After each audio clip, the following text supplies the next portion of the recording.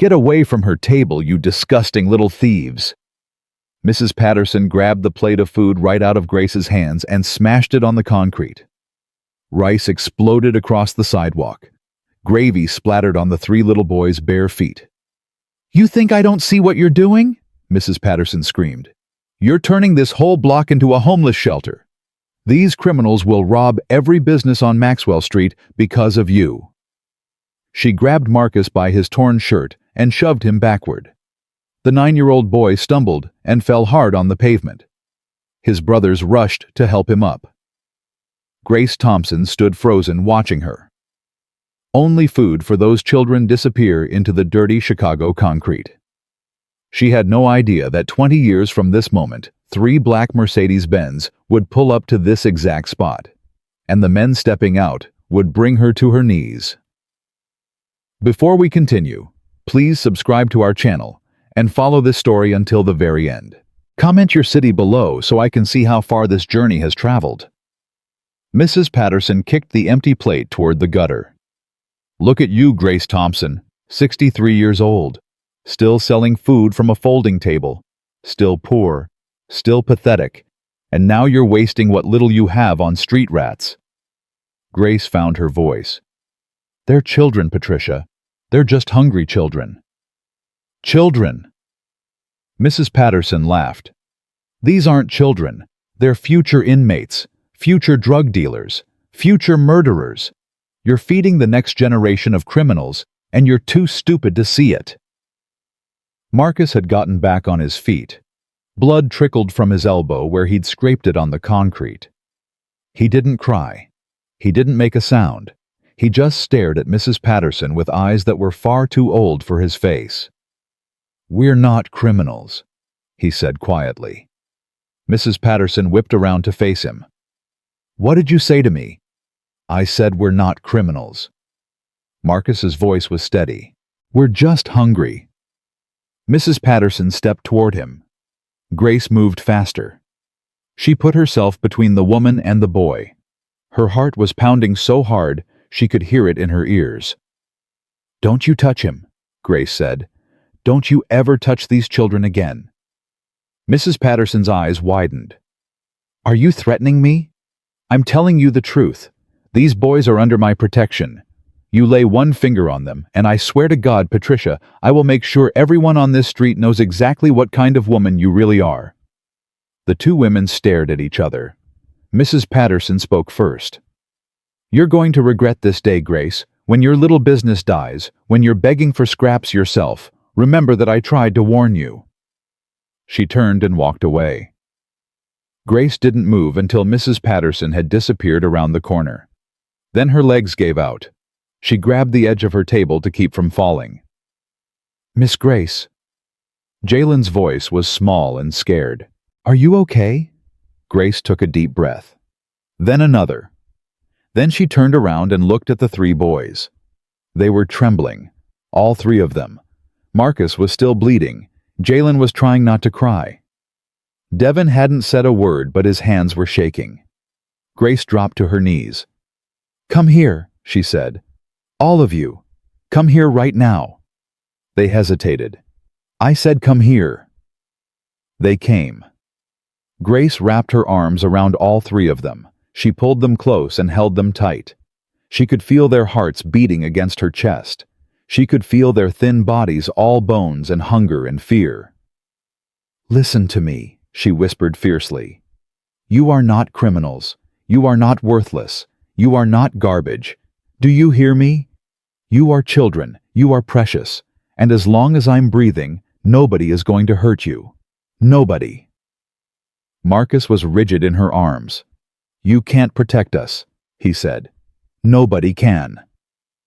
"Watch me," Grace said. She released them and stood up. Her knees ached. Her back hurt, but she ignored it all. She walked over to where the food had spilled on the sidewalk. She stared at it for a long moment. Weeks of savings. Gone. Wasted. Destroyed by a woman who had everything but still wanted to take from those who had nothing. "Miss Grace," Jalen said. "We can leave. We don't want to cause trouble for you." Grace spun around. "Don't you dare! Don't you dare walk away." Jalen flinched. Grace softened her voice. "I'm sorry. I'm not angry at you. I'm angry at—" She gestured vaguely at the world. "I'm angry at everything else, but not at you. Never at you." She walked back to her table and lifted the lid of her last container. Inside was barely anything. A few spoonfuls of rice. A tiny bit of gravy. Her own dinner. The only food she had left. She didn't hesitate. She scraped every grain onto a plate. She poured every drop of gravy on top. She turned and held it out to the boys. "Eat," she said. Marcus shook his head. "That's yours. That's all you have. I know what it is. Take it. But you'll be hungry. I've been hungry before. I can be hungry again. Now eat before I change my mind." Marcus took the plate slowly. His hands were trembling. He looked at his brothers. They looked at him. And then they did what they always did. They sat down on the dirty sidewalk. They placed the plate between them. And with careful, practiced movements, they divided the food into 3 exactly equal portions. Grace watched them. She had seen them do this before. Every day for 3 months, she had watched these boys share whatever she gave them. They never argued. They never fought. They never tried to take more than their share.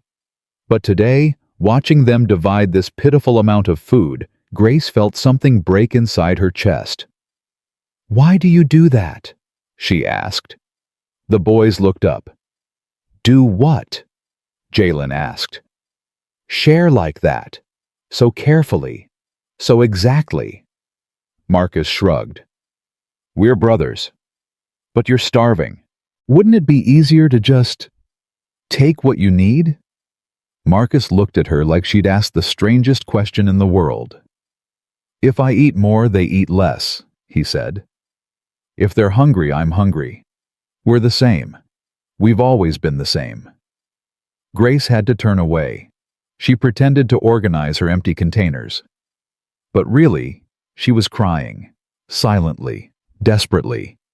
Crying for these boys who had nothing but still gave everything to each other. When she turned back around, the plate was empty. Clean. Not a single grain of rice remained. Marcus stood up and brought the plate to her. "Thank you, Miss Grace," he said formally. "We're sorry about what happened. We're sorry Mrs. Patterson ruined your food because of us." Grace took the plate. Her hands were shaking. "Don't apologize," she said. "Don't ever apologize for being hungry. Don't ever apologize for existing." "But she's right about one thing," Marcus said quietly. "We are trouble. Everywhere we go, bad things happen." "That's not true." "Yes, it is." Marcus's voice cracked. For just a moment, he wasn't a tough street kid anymore. He was just a scared little boy. "Our parents died because of us. We were playing with matches. We started the fire. We killed them." The words hung in the air like smoke. Grace couldn't breathe. "What?" she whispered. Marcus's face crumpled. The mask he wore every day, the tough exterior that kept him safe, shattered completely. "We didn't mean to," he said. "We were just playing. Jalen found the matches. Devin wanted to see the flame. I was supposed to be watching them. I was supposed to keep them safe. But I didn't. I didn't stop them. And then the curtains caught fire, and it spread so fast, and Mama and Daddy were trapped upstairs, and we could hear them screaming. And I tried to go back. I tried to save them, but the firefighters held me back, and I watched our house burn with our parents inside, and it's all my fault. It's all my fault. It's all—" He broke down. Marcus, the leader, the protector, the boy who never cried, collapsed to his knees and sobbed like the child he was. Jalen and Devin rushed to his side. They held on to him. They cried with him. And Grace stood there, her heart shattered into a million pieces. She knelt down in front of Marcus. She took his face in her hands and forced him to look at her. "Listen to me," she said. "Are you listening?" He nodded through his tears. "You were 7 years old. 7. You were a baby. You didn't know what you were doing. You didn't mean to hurt anyone. What happened to your parents was a tragedy, But it was not your fault. Do you understand me? It was not your fault. But No, stop. You've been carrying this guilt for 2 years. You've been punishing yourself every single day. But it ends now. Right here. Right now. You are not a murderer. You are not a killer. You are a child who made a mistake. And your parents, wherever they are, would not want you to suffer like this. They would want you to live. They would want you to be happy. They would want you to know that you are loved. Marcus stared at her. His whole body was shaking. How do you know? He whispered. How do you know what they would want? Because I'm a mother, Grace said. Not your mother by blood, but a mother all the same. And I know that no parent, no real parent, would ever want their child to carry this kind of pain. Your mama and daddy loved you. They still love you. And they forgive you. I know they do. Marcus broke down again. But this time it was different. This time it was release. It was relief. It was 2 years of grief and guilt and shame, finally finding somewhere to go. Grace held him. She held all 3 of them. Right there on that dirty Chicago sidewalk, surrounded by empty pots and broken dreams, and the ruins of spilled food, Grace Thompson became something more than a food vendor. She became a mother. The next morning, Grace woke up before dawn. Her stomach was empty. She hadn't eaten anything the day before. Her head ached from hunger. Her body felt weak. But she got up anyway. She had children to feed. She went to her kitchen and opened her cabinets. Almost nothing. A small bag of rice, a can of beans, half an onion that was starting to go bad. She cooked everything she had. When she arrived at her corner on Maxwell Street, the boys were already waiting. They were sitting on the curb across the street from her usual spot. The moment they saw her, they jumped up and ran over. "Miss Grace!" Jalen shouted. "We were worried about you." "Worried why?"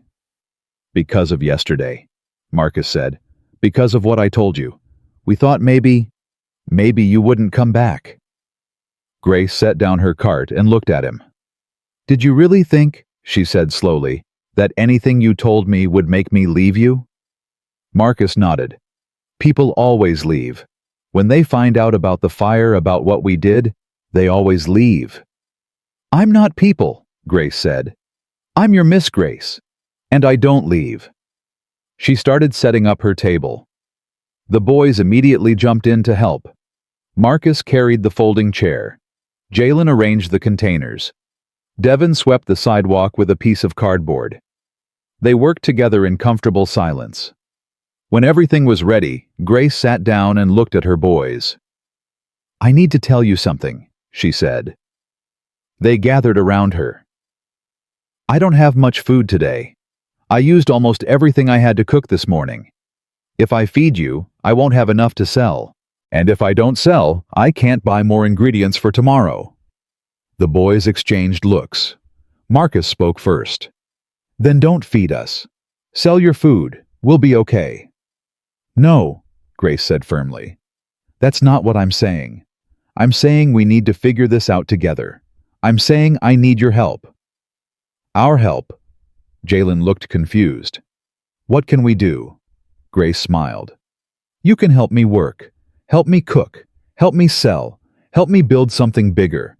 I can't pay you, but I can feed you. Every day. 3 meals. Not 1. 3. The boys stared at her like she'd just offered them the moon. "You want us to work with you?" Marcus asked. "I want us to be a family," Grace said. "Families work together. Families help each other. Families don't give up on each other when things get hard."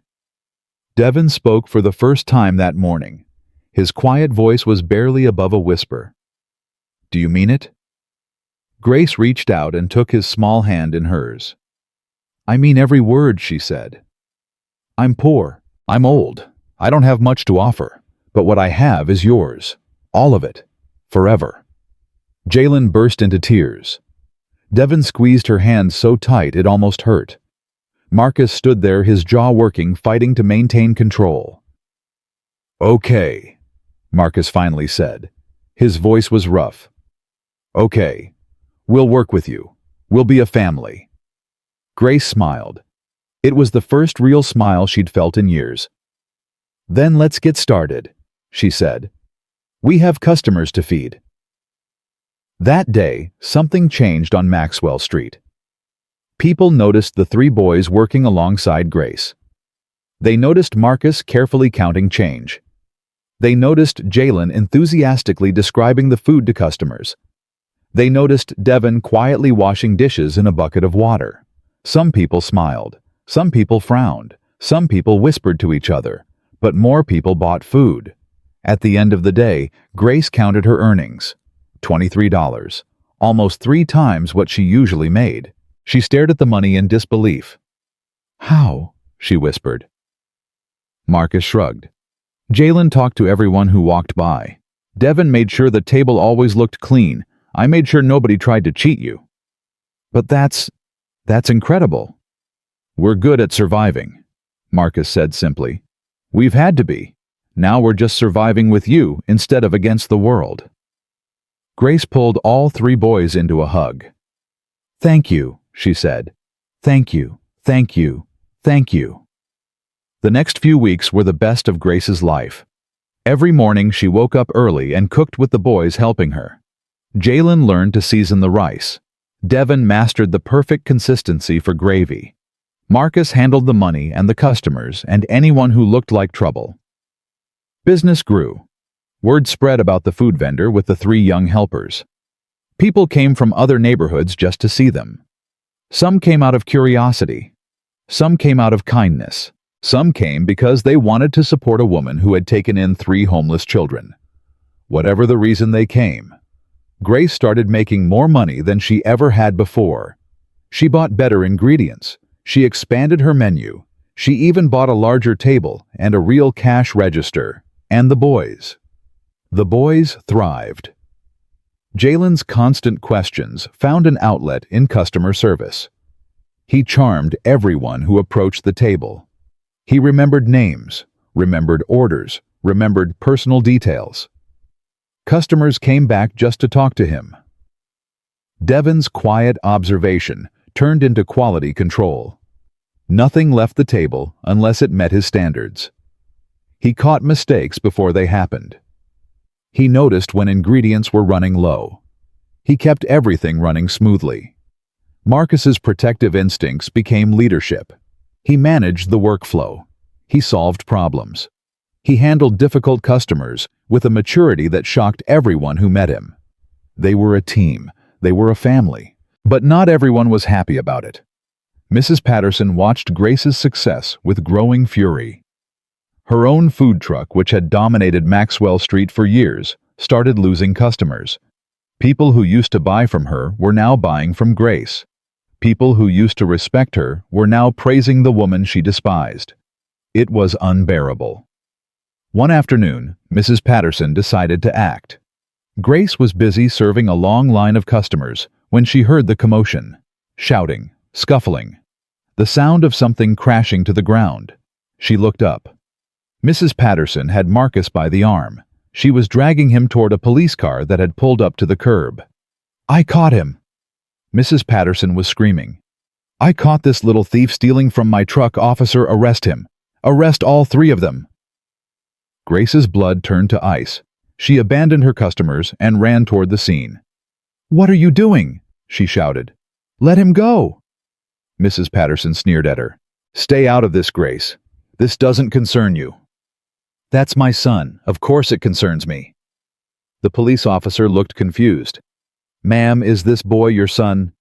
"Yes," Grace said without hesitation. "All 3 of them are my sons."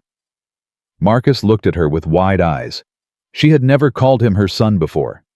Mrs. Patterson laughed. "That's ridiculous. These are street children, homeless criminals. She's been harboring them for months." The officer frowned. "Ma'am, do you have any proof that this boy stole from you?" "I saw him," Mrs. Patterson insisted.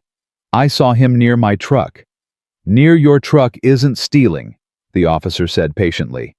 "Did you actually see him take something?" Mrs. Patterson hesitated. "Well, no, but I know he did. These boys are always causing trouble. Everyone knows they're thieves." The officer sighed. He released Marcus's arm. "Ma'am, I can't arrest someone based on your assumptions. If you have actual evidence of a crime, file a report. Otherwise, I suggest you leave these people alone." He got back in his car and drove away. Mrs. Patterson's face contorted with rage. She turned to Grace. "This isn't over," she hissed. "I will destroy you. I will destroy your pathetic little business. And I will make sure those boys end up exactly where they belong, behind bars." She stormed away. Grace watched her go. Then she turned to Marcus. "Are you okay?"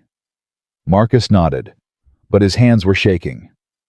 "She's going to keep coming after us," he said quietly. "She's never going to stop." "Let her try," Grace said grimly. "I've survived worse than Patricia Patterson." But later that night, when the boys were asleep in the back room of her apartment that she'd set up for them, Grace sat alone at her kitchen table and worried. Mrs. Patterson had money. Mrs. Patterson had connections. Mrs. Patterson had power. What did Grace have? A folding table. A cash register. 3 children who depended on her. "Lord," she whispered into the darkness. "I don't know what to do. I don't know how to fight someone like her. But please, please protect my boys. Please don't let her hurt them." She sat there for a long time. She had no way of knowing that her prayers would be answered, but not in the way she expected, not in any way she could have imagined. 3 months later, on a cold November morning, Grace arrived at her corner to find the boys missing. Her table was there. Her containers were there. But the boys who were always waiting for her, who had been waiting for her every single morning for 6 months, were gone. Grace's heart stopped. She set up her table with trembling hands. Maybe they were late. Maybe they had overslept. Maybe an hour passed. 2 hours. 3. No boys. Grace couldn't focus. She gave wrong change. She dropped food. She burned herself twice. By noon, she couldn't take it anymore. She packed up her table in the middle of the lunch rush. Customers complained. She didn't care. She ran to her apartment. The back room where the boys slept was empty. Their blankets were still there. Their few possessions were still there, but the boys were gone. Grace ran back to Maxwell Street. She checked the abandoned building where they used to sleep before she took them in. Empty. She checked the alley where they used to hide. Empty. She checked every corner, every doorway, every place they might have gone. Nothing. She stopped strangers on the street. "Have you seen 3 boys triplets about this tall?" Nobody had seen them. She went to Mrs. Patterson's food truck. She didn't care about their feud anymore. She didn't care about anything except finding her children. "Where are they?" she demanded. "What did you do to them?" Mrs. Patterson looked at her with cold satisfaction. "I don't know what you're talking about." "My boys, the triplets, they're gone. Did you do something to them?" Mrs. Patterson smiled. It was the cruelest smile Grace had ever seen. "Maybe they finally came to their senses," she said. "Maybe they realized that staying with a pathetic old woman like you was a dead end. Maybe they moved on to better things." "You're lying. You did something. I know you did." "Prove it." Grace wanted to scream. She wanted to grab Mrs. Patterson and shake her until the truth came out. But she knew it wouldn't help. She knew nothing she did would help. She ran. She ran through the streets of Chicago, calling their names. Marcus Jalen Devon. People stared at her. Some crossed the street to avoid her. Some whispered to each other about the crazy old woman screaming for children who weren't there. Grace didn't care. She searched for hours, until the sun went down, until the streetlights came on, until her voice was gone and her legs wouldn't carry her anymore. Finally, she collapsed on a park bench. The night was cold. The wind cut through her thin coat, but Grace barely felt it. Her boys were gone. Her family was gone. Everything she had built, everything she had hoped for, everything she had loved was gone. She sat on that bench until dawn. She didn't sleep. She didn't move. She just sat there waiting for her heart to stop hurting. It didn't. The next morning, Grace went back to her corner. She set up her table. She served customers. She smiled and said, "God bless you today," like nothing was wrong. But inside, she was dying. Days passed, then weeks, then months. The boys never came back. Grace looked for them everywhere. She filed missing persons reports. She talked to social workers. She contacted every shelter, every church, every organization that might have information.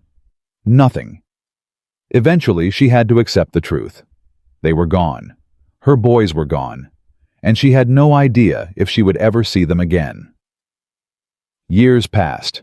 Grace kept selling food from her folding table. She kept smiling at customers. She kept saying, "God bless you today," to everyone who passed by. But she never stopped looking. Every morning when she arrived at her corner, she looked across the street, hoping, waiting, praying. The boys never appeared. One day, 10 years after they disappeared, Grace was packing up her table at the end of a long day.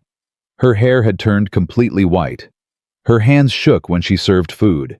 Her back ached constantly. She was tired, so tired. But she kept coming, every day, to this same corner. Just in case. Just in case today was the day they came home. She was folding her tablecloth when she heard it. Engines, not regular engines. These were different. Heavier, smoother, more powerful. Grace looked up.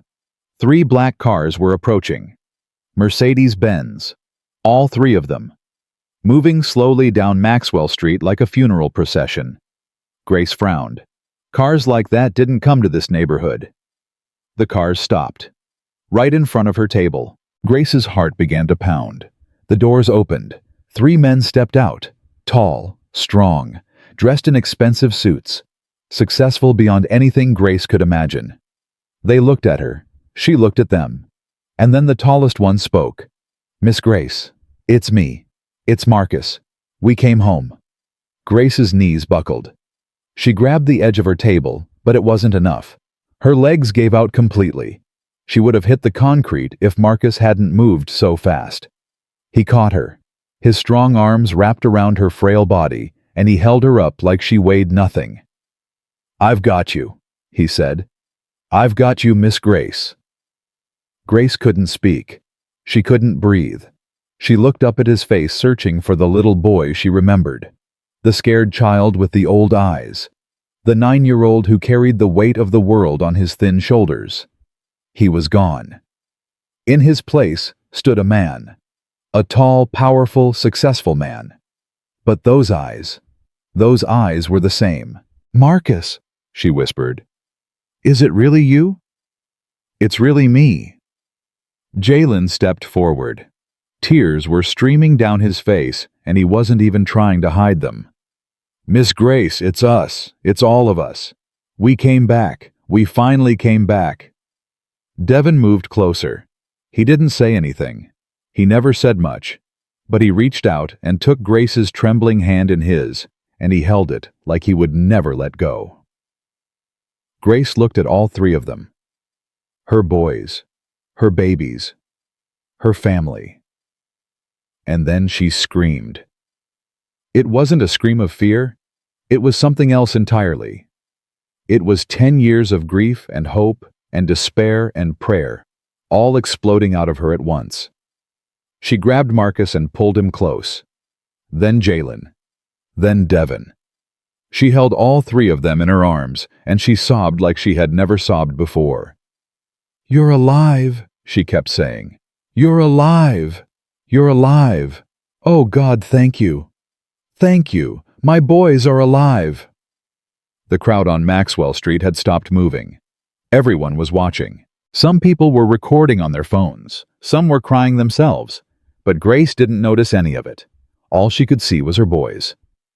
"I looked for you," she said through her tears. "Every day. Every single day for 10 years. I never stopped looking. I never stopped believing you would come back." Marcus's voice was thick with emotion. "We know.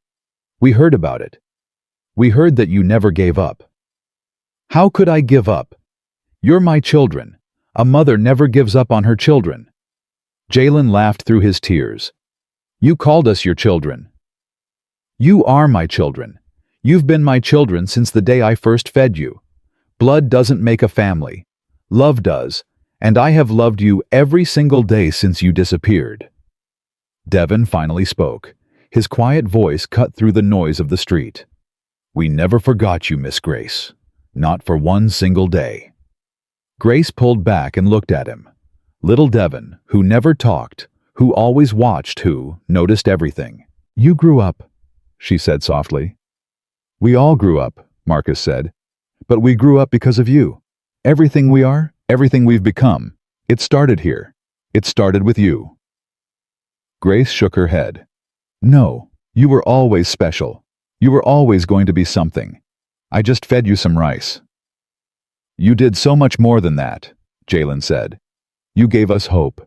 You gave us a reason to keep going. When we had nothing, when we were nobody, when the whole world treated us like garbage, you looked at us like we mattered. Do you have any idea how much that meant to us? Grace couldn't answer. She was crying too hard. Marcus gently guided her to sit down on her folding chair. He knelt in front of her, so they were eye to eye. Miss Grace, I need to tell you something. I need to tell you what happened. Why we disappeared. Why we couldn't come back. Grace wiped her eyes with shaking hands. Tell me, please. I've spent 10 years wondering. 10 years imagining the worst. Marcus took a deep breath. The morning we disappeared, a man came to find us. He said his name was Robert Williams. He said he worked for a foundation that helped homeless children. He said he had heard about us, about the triplets who worked for the food lady on Maxwell Street. Grace's eyes widened. Someone came looking for you. Yes, he said he wanted to help us. He said the foundation could give us food, shelter, education, a real future. But why didn't you tell me? Why didn't you say goodbye? Marcus's jaw tightened. Because he told us we had to leave immediately. He said if we waited even 1 hour, the opportunity would disappear. He said there were other children who needed help, and if we didn't come right then, they would give our spots to someone else. Jalen cut in. We didn't want to go without telling you. We fought about it. Marcus said we should wait, but the man kept pushing. He said we were being selfish. He said if we really cared about having a future, we would make the hard choice. Devin's quiet voice added, We were scared, Miss Grace. Scared that if we didn't go, we would be on the streets forever. Scared that we would never have another chance. Grace felt something cold settle in her stomach. So you went with him? Marcus nodded. We went with him. He drove us to a shelter on the other side of the city. Then a few days later, they put us on a bus to Atlanta. A family there had agreed to foster us. Atlanta, Grace whispered. You've been in Atlanta this whole time. For most of it. The foster family, the Hendersons, they adopted us officially when we were 12. They gave us their name. They gave us a home. Grace tried to process this. Her boys had been adopted. They had a family. They had a home. That's wonderful, she said, and she meant it. I'm so glad someone took care of you. But something in Marcus's face told her there was more to the story. What is it? She asked. What aren't you telling me? Marcus and his brothers exchanged looks. The man who came for us, Marcus said slowly. Robert Williams. We found out later that he wasn't just some random foundation worker. Grace felt her heart begin to pound.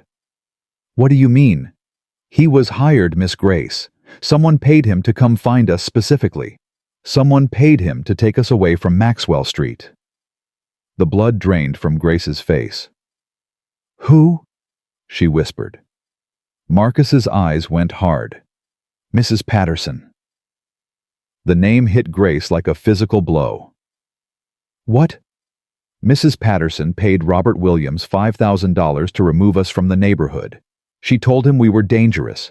She told him we were ruining businesses on the street. She told him that getting rid of us would be doing everyone a favor. Grace couldn't breathe.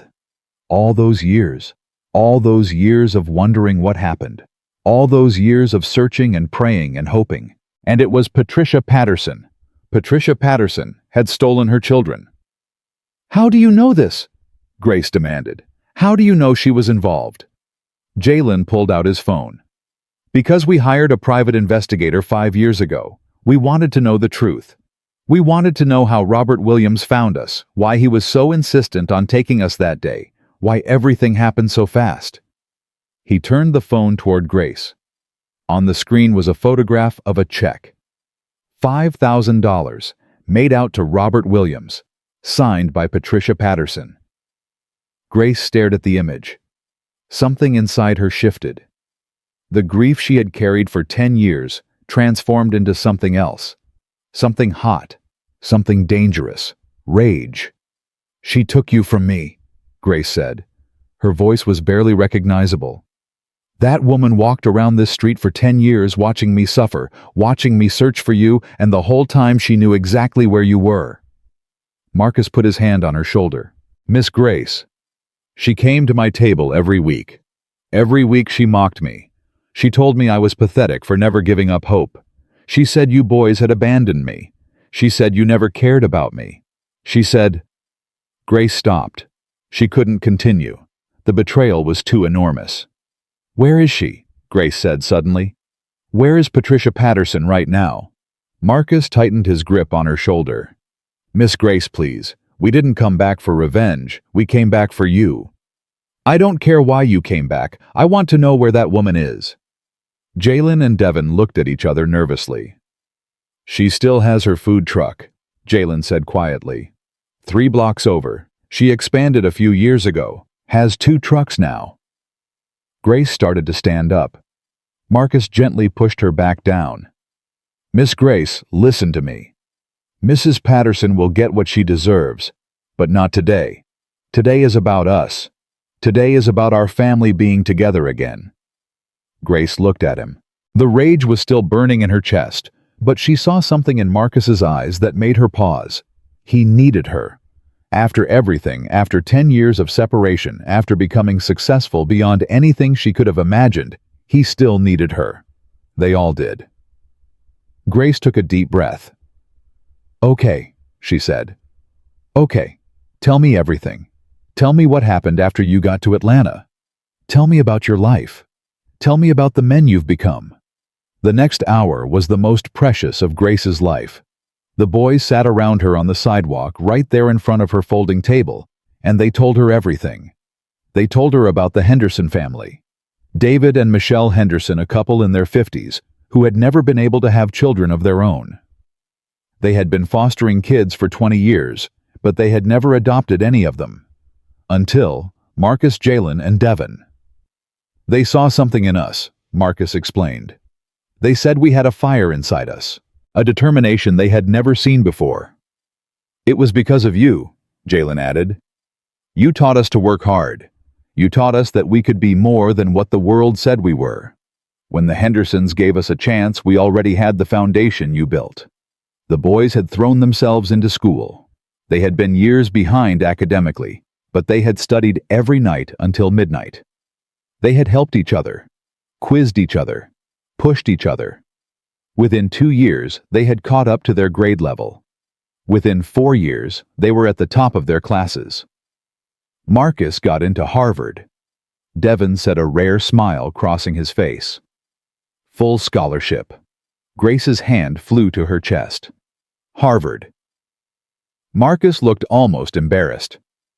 Business school. I graduated 3 years ago. I went to MIT, Jalen said proudly. Computer science. Devin went to Columbia Law School. Grace stared at them. Harvard, MIT, Columbia. Her boys. Her hungry, homeless, abandoned boys. I don't understand, she said. How is this possible? 10 years ago, you were sleeping in abandoned buildings. You were wearing clothes held together with string. We were exactly what you told us we could be. Marcus interrupted. You said we were precious. You said we mattered. You said we could build something great with our lives. We just decided to prove you right. Tears were flowing down Grace's face again. I'm so proud of you, she whispered. I'm so proud of all of you. Jalen grinned. Wait until you hear what we do now. What do you do? Marcus cleared his throat. I run a venture capital firm. We invest in minority-owned businesses, especially in underserved communities. I started a tech company, Jalen said. We develop software that helps nonprofits manage their operations more efficiently. Last year, we were valued at $50 million. Grace's mouth fell open. And Devin? She managed to ask. Devin's quiet voice answered, I'm a civil rights attorney. I represent children in the foster care system. Children like we used to be. Grace couldn't process it. Venture capital, tech companies, civil rights law. Her street boys had conquered the world. The cars, she said, suddenly looking at the 3 Mercedes-Benz still parked at the curb. Those cars are yours. Marcus nodded. We wanted to make an entrance. We wanted you to know that we made it. That everything you did for us, every sacrifice you made, it wasn't wasted. Grace shook her head. I didn't do anything special. I just fed you. You did so much more than that, Jalen said fiercely. You fought for us. You stood up to Mrs. Patterson when everyone else looked away. You called us your sons when we had nobody. You loved us when we were unlovable. You were never unlovable, Grace said. You were children. You were precious. That's exactly what I mean, Jalen said. Nobody else saw us that way. Nobody except you. The crowd around them had grown larger. People were openly crying now. Someone was live streaming on their phone. The story of the food vendor and the 3 Mercedes was spreading across Maxwell Street. But Grace barely noticed. She was looking at her boys, her men, her family. I have one more question, she said. Anything, Marcus replied. Why now? Why did you wait 10 years to come back? The brothers exchanged looks again. We wanted to come sooner, Marcus admitted. We wanted to come the moment we turned 18, but we made a decision, all 3 of us, that we wouldn't return until we had something to show for ourselves. We didn't want to come back as boys who needed saving, Jalen added. We wanted to come back as men who could do the saving. Devin spoke quietly. We wanted to give you something, Miss Grace. Something to thank you for what you did for us. Grace frowned. I don't need anything from you. I just needed to see you. I just needed to know you were okay. Marcus stood up. He reached into his jacket pocket and pulled out an envelope. We know you don't need anything, he said. But we need to give you something. We need to close this circle. He handed her the envelope. Grace took it with trembling hands. What is this? Open it. She opened the envelope. Inside were papers, legal documents, photographs. Grace looked at the photographs first. They showed a building. A real building with walls and windows and a sign. A sign that read, Grace's Kitchen. Grace's breath caught in her throat. We bought you a restaurant, Marcus said. A real restaurant. No more folding tables. No more standing in the heat and the cold. No more struggling to survive. Grace couldn't speak. It's in your name, Jalen added. Fully paid for. The deed is in that envelope. There's also a bank account, Devin said quietly. We've been putting money into it for years, saving for this moment. There's enough there to run the restaurant for 10 years without making a single profit. Grace looked up at them. I can't accept this, she said. You have to, Marcus said firmly. This isn't charity, Miss Grace. This is payment. This is us trying to repay a debt we can never fully repay. You don't owe me anything. We owe you everything. Marcus's voice cracked. Don't you understand? Without you, we would be dead. We would be in prison. We would be exactly what Mrs. Patterson said we would be. You changed our lives. You saved our souls. And now it's our turn to do something for you. Grace looked at the papers in her hands. A restaurant. A real restaurant, with her name on it. It was more than she had ever dreamed of. It was more than she had ever allowed herself to hope for. "Why Grace's kitchen?" she asked softly. Jalen smiled. "Because that's what your table was. It was our kitchen. It was the only place in the world where we felt safe, where we felt loved, where we felt like we belonged." Grace closed her eyes. Tears streamed down her face. "Thank you," she whispered. "Thank you, my boys. Thank you." Marcus knelt down in front of her again. "There's one more thing," he said. "What?" "We're moving back to Chicago, all three of us. We're opening offices here. We're going to be part of this community again." Grace's eyes flew open. "You're staying?" "We're staying. We want to be near you, Miss Grace. We want to take care of you the way you took care of us." Grace grabbed his hand and held it tight. "You don't need to take care of me," she said. "I'm fine. I've been fine." "You've been alone," Marcus said gently. "For 10 years you've been alone searching for us, hoping we would come back. You've sacrificed everything for us. Now let us sacrifice something for you." Grace didn't know what to say. She had spent so long being strong, being independent, being the one who gave, never the one who received. But looking at these three men, these boys she had loved since the moment she first saw them, she realized something. They needed to give. They needed to show her that her love had been worth something. They needed to close the circle. "Okay," she said finally. "Okay, I'll accept your gift, but on one condition." "Anything," the three brothers said in unison. Grace smiled through her tears. "You have to come eat at my new restaurant, every Sunday, all three of you, around my table, like a real family." Marcus grinned. It was the first full smile she had seen from him since they were children. "Deal," he said. Jalen pumped his fist. "Can I still ask you questions about everything?" "Always." Grace laughed. Devin squeezed her hand. "Can I still watch everything without saying much?" "Of course, baby. You watch all you want." Grace stood up. Her legs were shaky, but Marcus steadied her. She looked at her old folding table, her dented pots, her worn-out cash register. 22 years she had stood on this corner. 22 years of struggling. 22 years of hoping things would get better. And now they had. "Miss Grace," Marcus said. "Yes, baby. There's one more thing we need to do."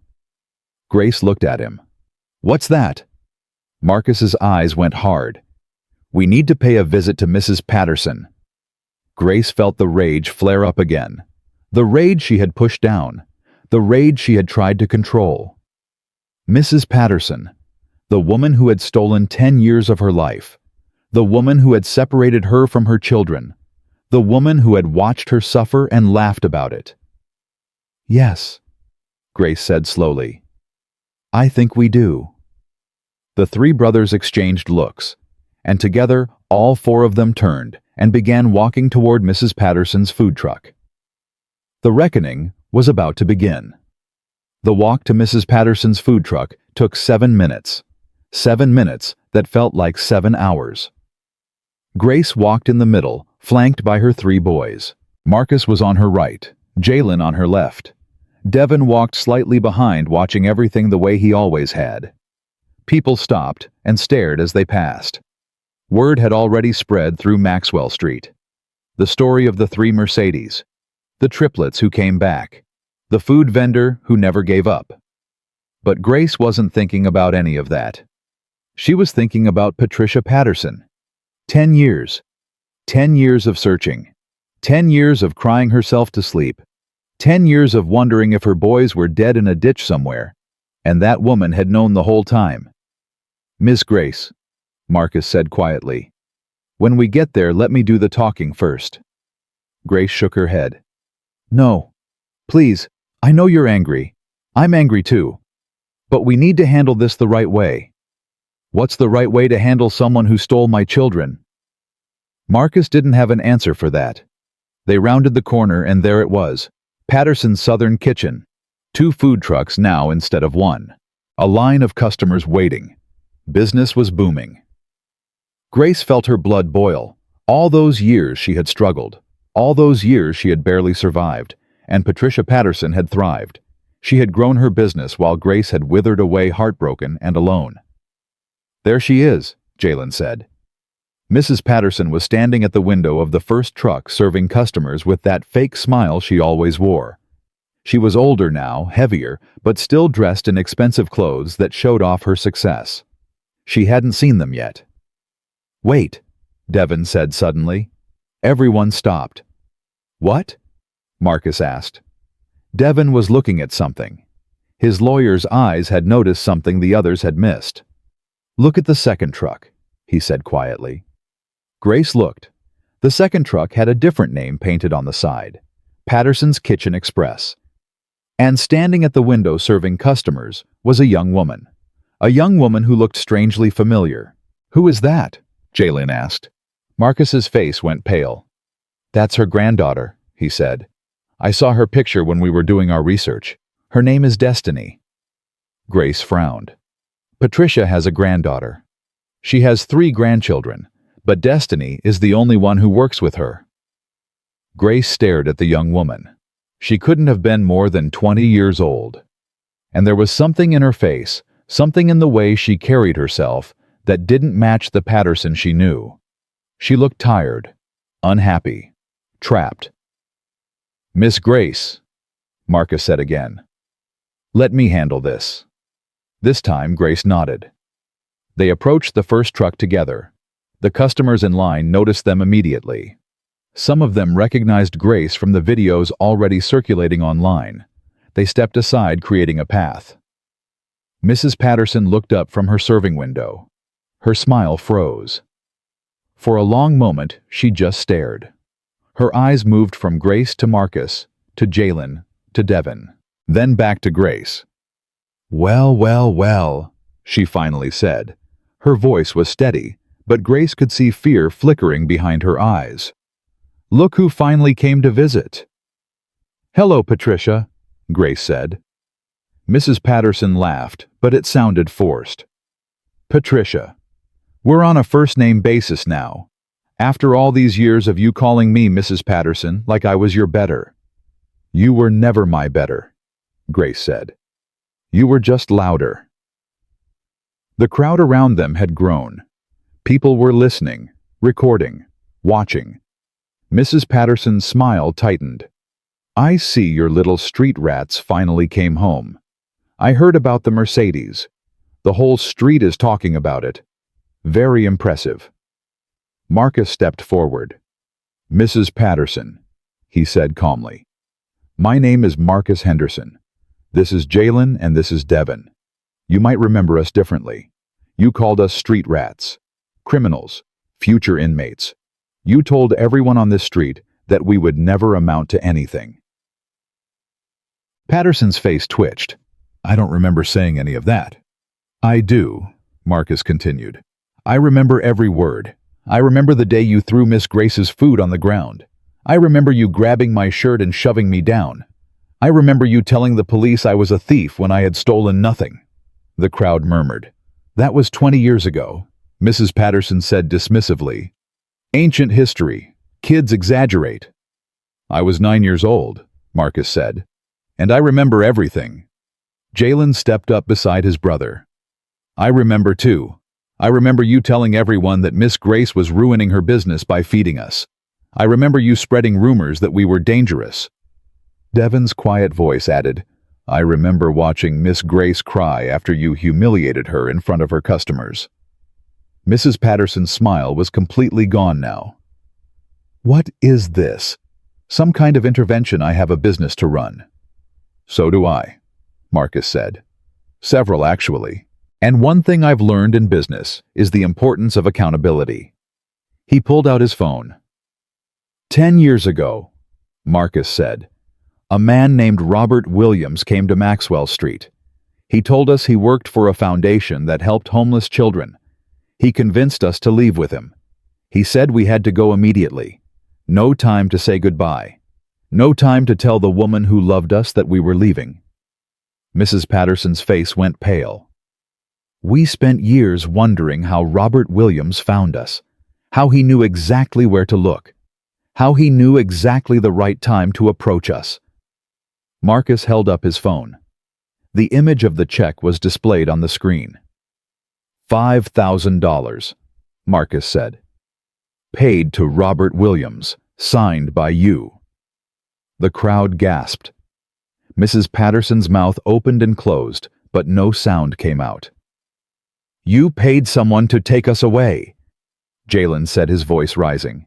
You paid someone to separate us from the only person who ever loved us. You stole 10 years of our lives, Devin added. And you stole 10 years from the woman who raised us. Grace stepped forward. Her whole body was trembling with rage. You watched me search for them, she said. Every day for 10 years I asked everyone on this street if they had seen my boys.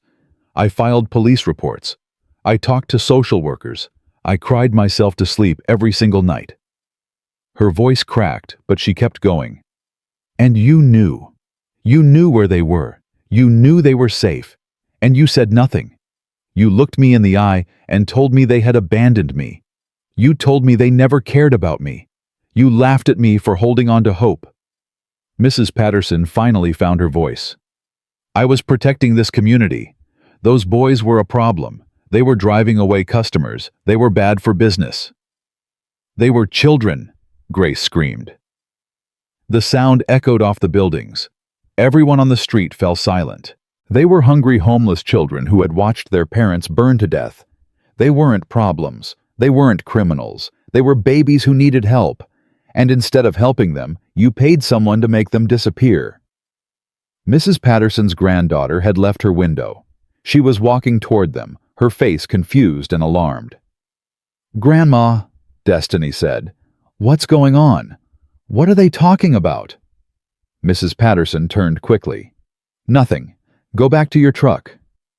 They're saying you paid someone to take children away. Is that true? Of course not. They're lying. Marcus held up his phone again. This is a copy of the check. We obtained it through a private investigator. We also have testimony from Robert Williams himself. He was quite willing to talk once we explained that we were prepared to press charges. Destiny's face went white. Grandma, she whispered, what did you do? Mrs. Patterson grabbed her granddaughter's arm. I said go back to your truck. Chua. No. Destiny pulled away. I'm not going anywhere until you tell me the truth. The crowd was growing larger by the minute. Traffic on the street had stopped. People were getting out of their cars to see what was happening. Mrs. Patterson looked around desperately. She was trapped. Fine, she spat. Fine. You want the truth? Yes, I paid Robert Williams to take those boys away. And I'd do it again. Another gasp from the crowd.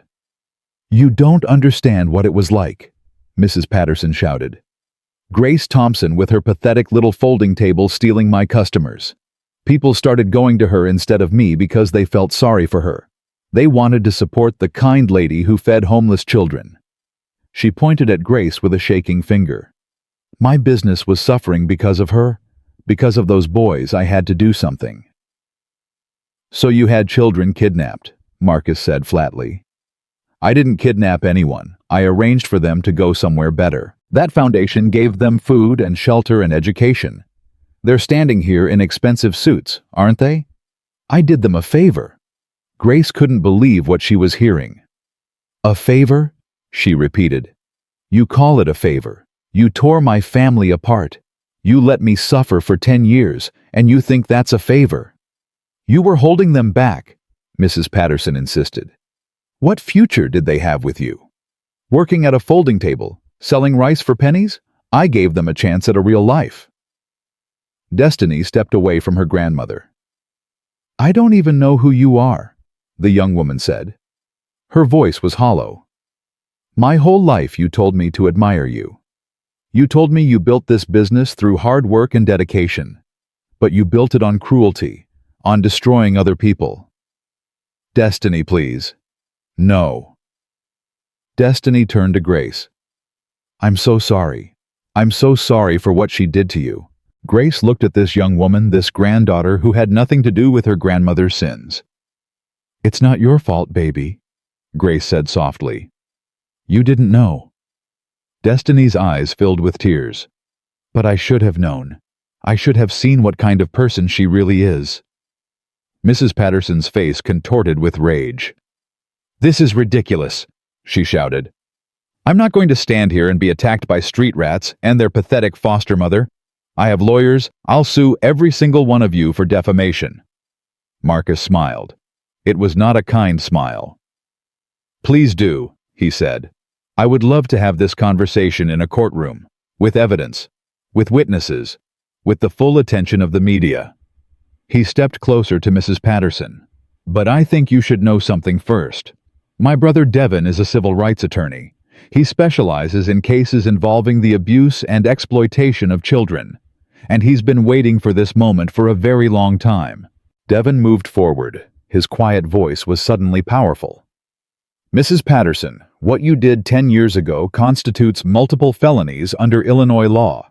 Conspiracy to commit kidnapping, child endangerment, witness tampering given your subsequent lies to Miss Grace about our whereabouts. Mrs. Patterson's face went gray. The statute of limitations on most of these charges has not expired, Devin continued. We have evidence, we have testimony, and we have the resources to pursue this case for as long as it takes. You can't prove anything, Mrs. Patterson said, but her voice was shaking. We already have, Devin replied. Robert Williams gave us everything, names, dates, financial records. He kept meticulous notes because he was afraid you might try to betray him someday. Mrs. Patterson looked like she was about to collapse. What do you want? She whispered. What do you want from me? Grace stepped forward. I want you to admit what you did, she said, right here, right now, in front of everyone. I already admitted it. No, you made excuses, you justified, you blamed everyone except yourself. I want you to look me in the eye and say the words. I want you to admit that you were wrong, that you hurt me, that you hurt my boys, that you stole 10 years from all of us. Mrs. Patterson's jaw tightened. For a long moment she said nothing. Then slowly something in her face crumbled. Fine, she said. Her voice was barely audible. Fine. I admit it. I paid Robert Williams to take the boys away. I knew you were searching for them and I said nothing. I watched you suffer and I didn't care. Is that what you want to hear? Why? Grace asked. Why did you hate me so much? What did I ever do to you? Mrs. Patterson's eyes glistened. You were everything I wasn't, she said quietly. You were kind. You were generous. You were loved. People respected you even though you had nothing. I had money, I had success, I had everything society says matters, but people still looked at you like you were the hero. She laughed bitterly. I was jealous. I was jealous of a woman who sold food from a folding table. How pathetic is that? Grace stared at her. All these years she had imagined this moment. She had imagined confronting the person responsible for her pain. She had imagined feeling vindicated, triumphant, satisfied. But she didn't feel any of those things. She felt sorry. Sorry for this woman who had wasted her whole life being bitter and cruel. Sorry for this woman who had everything but appreciated nothing. Sorry for this woman who had destroyed herself trying to destroy others. Patricia, Grace said slowly, I forgive you. Everyone froze. What? Mrs. Patterson whispered. I forgive you, Grace repeated. I won't forget what you did. I won't pretend it didn't hurt. But I'm not going to carry this hatred anymore. I've been carrying it for too long already. She turned to her boys. We got what we came for. Let's go. Marcus looked confused. Miss Grace, we haven't finished. We can destroy her. We have everything we need. I know, Grace said, but destruction isn't what I want. I want my family back. I want my peace back. I want to live the rest of my life surrounded by people I love, not consumed by anger toward people who don't deserve my energy. Jalen frowned. But she needs to pay for what she did. She will, Grace said. Look at her face. She's already paying. She'll pay for the rest of her life. Every time she looks in the mirror, she'll see what she became. That's punishment enough." Devon was quiet for a moment. Then he nodded slowly. "You're right," he said. "You're absolutely right." Marcus hesitated. His desire for justice was warring with his respect for Grace. Finally, he spoke. "Mrs. Patterson," he said, "we're not going to pursue criminal charges." Relief flooded her face. "But," Marcus continued, "you're going to make things right. How? You're going to sell this business, both trucks, and you're going to donate the money to a foundation that helps homeless children." Mrs. Patterson's mouth fell open. "I built this business for 40 years. And you built it on cruelty," Marcus said firmly. "You want redemption. This is how you get it." Mrs. Patterson looked at her granddaughter. Destiny nodded slowly. "He's right, Grandma. It's the least you can do." For a long moment, Mrs. Patterson said nothing. Then slowly she nodded. "Fine," she said. "Fine. I'll sell. I'll donate the money."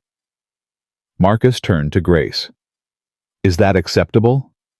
Grace looked at Mrs. Patterson one last time. "Yes," she said. "That's acceptable." She turned and walked away.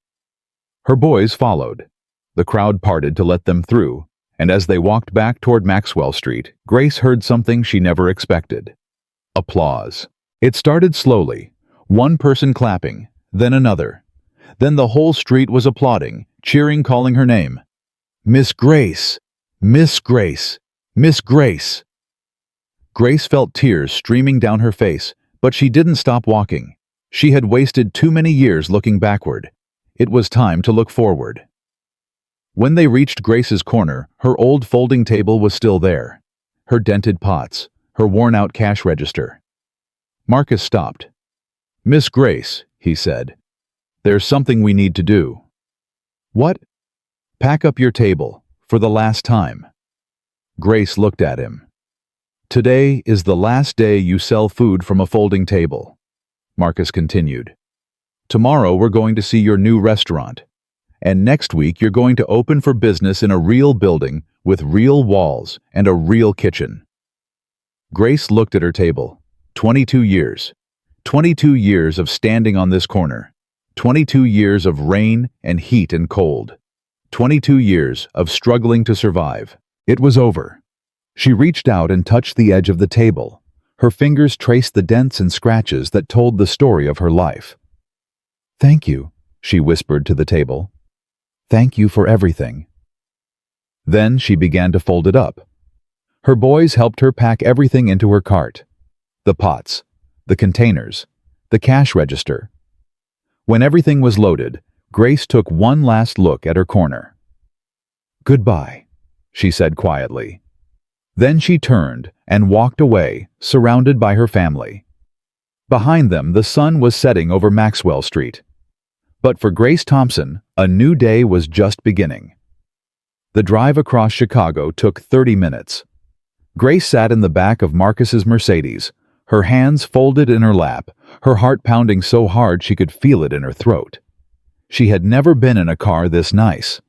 The leather seats were softer than her mattress at home. The air conditioning hummed quietly. Everything smelled new and expensive. "You okay back there, Miss Grace?" Jalen asked from the front seat. Grace nodded, but she couldn't speak. She was terrified. 22 years on that corner had become her identity. The folding table, the dented pots, the struggle. That's who she was. That's who she had been for so long that she couldn't remember being anyone else. And now everything was changing. Marcus glanced at her through the rearview mirror. "Miss Grace," he said gently, "talk to me. What are you thinking?" Grace swallowed hard. "I'm thinking that I don't deserve any of this," she said quietly. "I'm thinking that I'm just an old woman who sold food on a street corner. I'm thinking that you boys made a mistake." Marcus pulled the car over. He turned around in his seat and looked at her directly. "Miss Grace, I need you to listen to me very carefully. For 20 years you told us we were special. You told us we mattered. You told us we could be anything we wanted to be. And we believed you. We believed you because you meant it." His voice cracked slightly. Now it's your turn to believe. You are not just an old woman who sold food. You are the woman who saved 3 children from the streets. You are the woman who stood up to everyone who tried to tear us down. You are the woman who gave us hope when we had none. Jalen twisted around in his seat too. Miss Grace, everything we have because of you. The education, the businesses, the success. It all started at your folding table. It all started because you saw something in us that nobody else saw. Devon's quiet voice came from the other Mercedes connected through the car's speaker system. You taught us that kindness matters. You taught us that love matters. You taught us that who you are is more important than what you have. Those lessons made us who we are today. Grace felt tears sliding down her cheeks. I was just feeding you, she whispered. I was just giving you rice. No, Marcus said firmly. You were giving us dignity. You were giving us family. You were giving us a reason to keep fighting. He reached back and took her hand. So please, Miss Grace, let us give something back. Let us show you what your love built. Grace squeezed his hand. Okay, she said. Okay, show me. Marcus smiled and started driving again. 15 minutes later, they turned onto a street that Grace didn't recognize. It was in a nice neighborhood, the kind of neighborhood Grace had always passed through but never stopped in. The kind of neighborhood where people had real houses and real jobs and real futures. Where are we? Grace asked. Bronzeville, Marcus said. Historic district, lots of families, lots of community. The car slowed. And there it is, Jalen said, pointing through the windshield. Grace leaned forward, her breath caught. The building was beautiful. Small but beautiful. Brick exterior, large windows, a covered patio area with tables and chairs, and above the door, a sign in elegant letters. Grace's Kitchen. Oh my God, Grace whispered. Marcus stopped the car. All 3 brothers got out and opened Grace's door. She stepped onto the sidewalk on shaky legs. This is mine, she asked. This is yours, Marcus confirmed. Grace walked toward the building slowly. Her hand trembled as she reached out and touched the brick wall. It's real, she said. It's actually real. Jalen pulled out a set of keys. Want to see inside? Grace nodded, unable to speak. Jalen unlocked the door and pushed it open. Grace stepped inside. The first thing she noticed was the smell. Fresh paint, new wood, possibility. The dining room had 12 tables, real tables with real chairs. On each table was a small vase with fresh flowers. The walls were painted a warm cream color, and hanging on them were framed photographs. Grace walked closer to look at the photographs. She gasped. They were pictures of her. Her at her folding table, her serving customers, her laughing with the boys when they were children, her standing on Maxwell Street with her apron tied around her waist. Where did you get these? She asked. We've been collecting them for years, Devon said. From customers, from neighbors, from anyone who had a memory of you. Grace touched one of the frames with trembling fingers. It was a picture of her with the boys taken the week before they disappeared. Someone had captured them all smiling, happy, a family. I never knew this existed, she whispered. Neither did we, Marcus said. Until we started looking. Miss Grace, you touched more lives than you know. People remembered you. People kept these pictures because you mattered to them.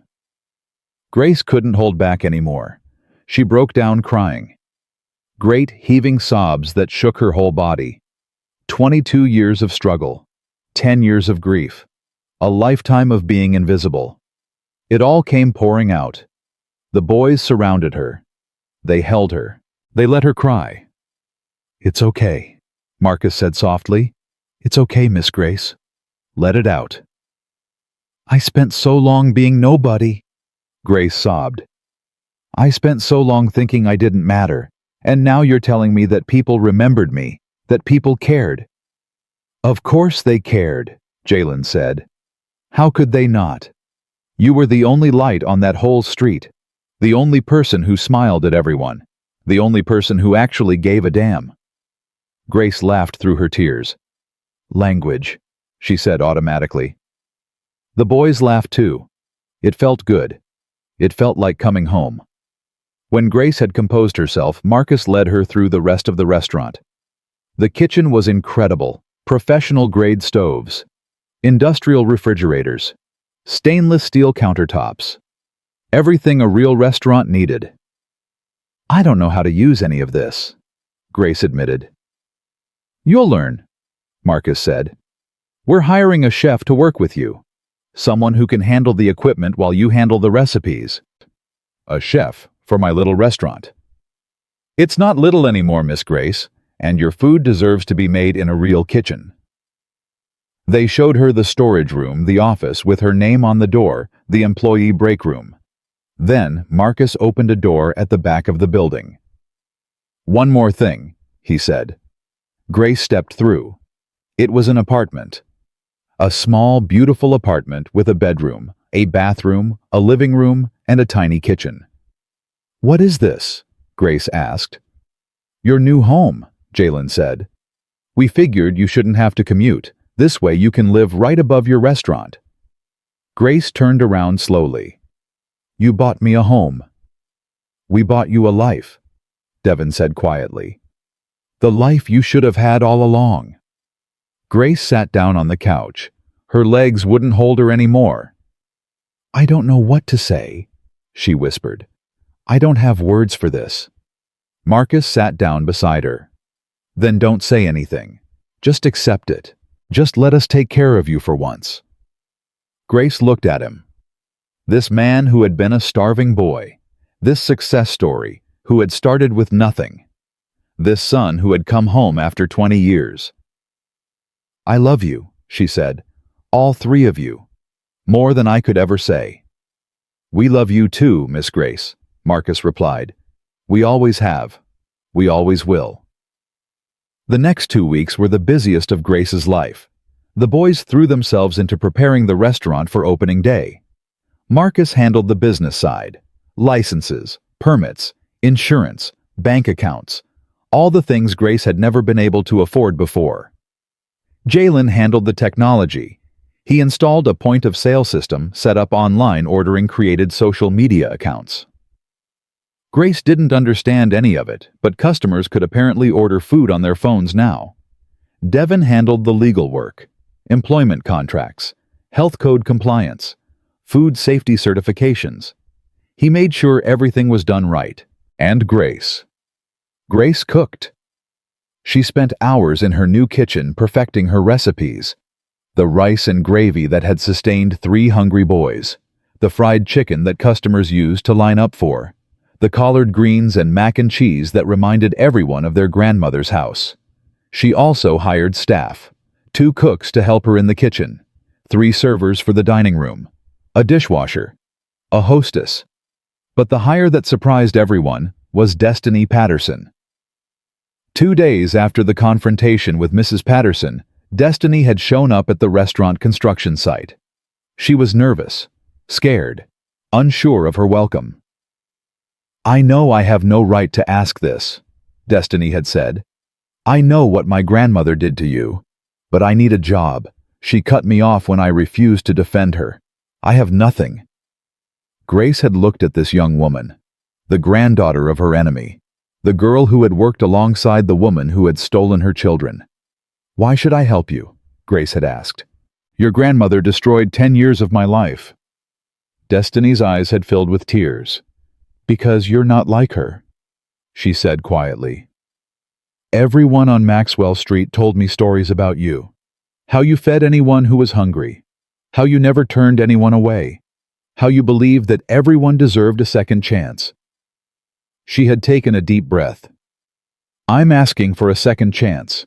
I'm asking you to judge me for who I am, not who my grandmother is." Grace had thought about it for a long moment. Then she had handed Destiny an apron. "You start tomorrow," she said. "Don't be late." The boys had been shocked. "Miss Grace, are you sure about this?" Marcus had asked. No, Grace admitted. But I'm sure about one thing. I spent 20 years being kind to strangers. I'm not going to stop now just because it's harder. Opening day came on a Saturday. Grace woke up at 4 o'clock in the morning, her stomach churning with nerves. She had barely slept. What if nobody came? What if her food wasn't good enough? What if everything fell apart? She got dressed and went downstairs to her restaurant. The boys were already there. "What are you doing here?" Grace asked. "It's 4 in the morning." "You think we would miss opening day?" Jalen grinned. "We've been waiting for this moment for 20 years. Marcus handed her a cup of coffee. "How are you feeling?" "Terrified," Grace admitted. "Good," Marcus said. "That means you care." They spent the next 4 hours preparing, cooking, arranging, double-checking everything. At 8 o'clock, Grace stood at the front door. Her hand was on the lock. "Ready?" Devin asked. Grace took a deep breath. "No," she said, "but I'm doing it anyway." She turned the lock and opened the door. The line stretched around the block. Grace's hand flew to her mouth. Hundreds of people, maybe thousands, all waiting to eat at her restaurant. "Oh my God," she whispered. Marcus laughed. "I forgot to mention, the story went viral. Every news station in Chicago covered it. The woman who fed homeless triplets. The boys who came back as millionaires. Everyone wants to meet you." Grace stared at the crowd. She saw familiar faces from Maxwell Street. She saw strangers she had never met. She saw news cameras and reporters and people holding signs that said, "We love you, Miss Grace." And at the front of the line, she saw someone that made her heart stop. A woman in her 70s with silver hair and kind eyes. A woman Grace hadn't seen in 40 years. "Mama," Grace whispered. The woman smiled. "Hello, baby girl. I hear you finally made it." Grace's mother, Evelyn Thompson, had been living in Detroit for the past 40 years. They had lost touch decades ago, after a fight that neither of them could fully remember anymore. Pride had kept them apart. Stubbornness. The fear of being rejected. But when Evelyn had seen the news story about her daughter, she had gotten on a bus that same night. "I couldn't stay away," Evelyn said, tears streaming down her face. "I couldn't miss this moment." Grace pulled her mother into her arms. "Mama," she sobbed, "I'm so sorry. I'm so sorry for everything." "I'm sorry too, baby. I should have come back sooner. I should have been there when you were struggling. You're here now. That's all that matters." The crowd watched in respectful silence as mother and daughter embraced for the first time in 40 years. Then someone started clapping. Then everyone was clapping. And Grace Thompson stood in the doorway of her restaurant surrounded by her mother, her 3 sons, and hundreds of people who had come to celebrate her. She had never felt so loved in her entire life. The restaurant was chaos. Beautiful, wonderful, overwhelming chaos. Grace worked the kitchen like she was possessed. Her hands moved faster than they ever had. Her staff struggled to keep up. Orders came in so fast that they ran out of food twice and had to cook more. By 3 o'clock in the afternoon, Grace was exhausted. But she was also happier than she had ever been. Marcus found her in the kitchen, leaning against the counter, catching her breath. "You okay?" he asked. Grace laughed. "I'm 73 years old, and I just worked an 8-hour shift in a professional kitchen. I should be dead. Instead, I feel more alive than I've felt in years." Marcus smiled. "That's the power of purpose." "That's the power of family," Grace corrected. "None of this would mean anything without you boys, without my mother, without all these people who came out to support me." A server rushed in. "Miss Grace, there's someone at the front asking for you. He says it's important." Grace frowned. "Who?" "He wouldn't give his name, but he looks upset." Grace and Marcus exchanged glances. "I'll come with you," Marcus said. They walked out to the front of the restaurant together. A man was standing near the hostess stand. He was tall, well-dressed, probably in his 50s. His face was familiar, but Grace couldn't place him. "Can I help you?" she asked. The man turned to face her. Miss Grace Thompson. Yes. My name is Robert Williams. Grace felt the blood drain from her face. Robert Williams, the man who had taken her boys. Marcus stepped forward immediately, his whole body tensed. What are you doing here? Marcus demanded. Robert held up his hands. Please, I'm not here to cause trouble. I'm here to apologize. Apologize? Grace's voice was sharp. You want to apologize for taking my children, for lying to them, for ruining 10 years of my life. Yes, Robert said quietly. That's exactly what I want to do. The restaurant had gone silent. Everyone was watching. You have 60 seconds, Marcus said coldly. Robert took a deep breath. 20 years ago, Patricia Patterson paid me $5,000 to take 3 boys off Maxwell Street. She told me they were dangerous. She told me they were ruining businesses. She told me I was doing the community a favor. He paused. I knew it was wrong. I knew from the moment I saw those boys that they weren't dangerous. They were just hungry, just scared, just children. His voice cracked. But I took the money anyway. I told myself I was helping them. I told myself I was giving them a better life. But the truth is I was just being selfish. I needed the money.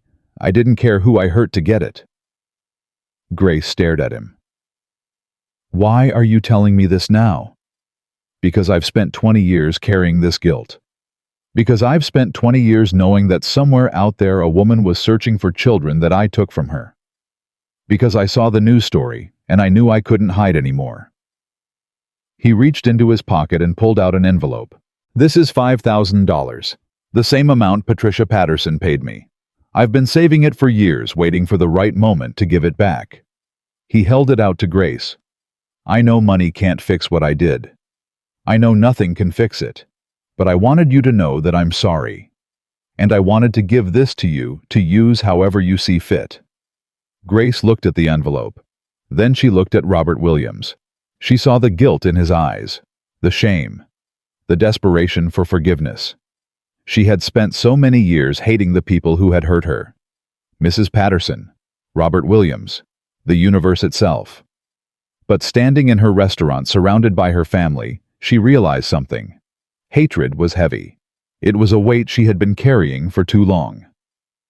Keep your money, she said. Robert's face fell. Please, I need to. I said keep it, Grace repeated. But not because I don't forgive you. I do forgive you. I forgive you because holding on to anger won't change the past. It will only poison the future. She stepped closer to him. You want to make things right. Then do better. Use that money to help other children. Start a foundation. Volunteer at a shelter. Do something good with your life instead of wallowing in guilt. Robert stared at her. You're forgiving me. After everything I did. I'm choosing peace, Grace said. I'm choosing to believe that people can change. I'm choosing to believe that redemption is possible. She turned to Marcus. And I hope my son can do the same.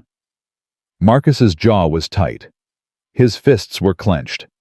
Every instinct in his body wanted to hurt the man who had taken him from his mother. But he looked at Grace. He saw the peace in her eyes, the wisdom, the love. Slowly he unclenched his fists. Get out of here, he said to Robert, before I change my mind. Robert nodded quickly. Thank you, he said to Grace. Thank you. I won't waste this second chance. He walked out the door. The restaurant slowly returned to normal. Conversation resumed. Forks clinked against plates. Life went on. But Grace stood still for a moment, processing what had just happened. Miss Grace. Jalen appeared at her side. You okay? Grace smiled.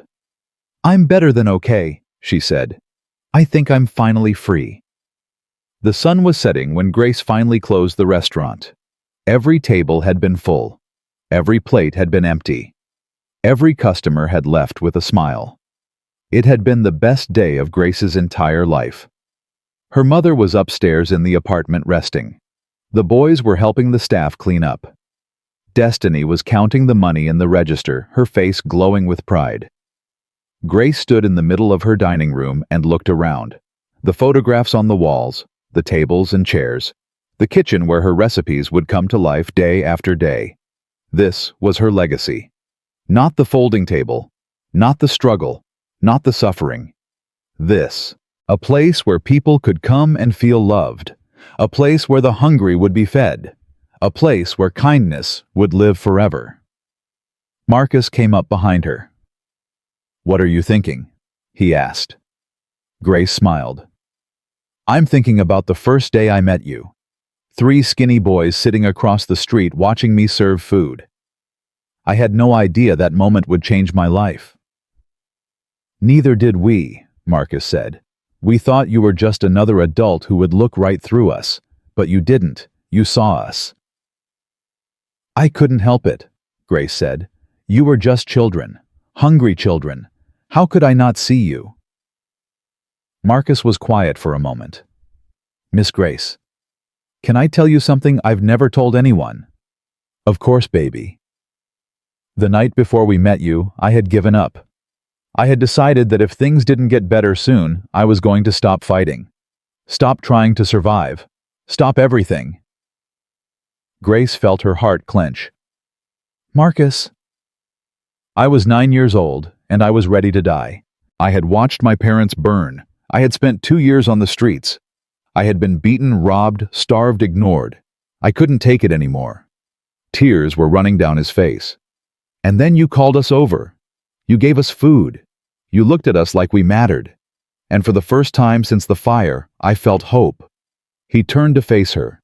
"You saved my life, Miss Grace. Not just by feeding me. By making me believe that life was worth living.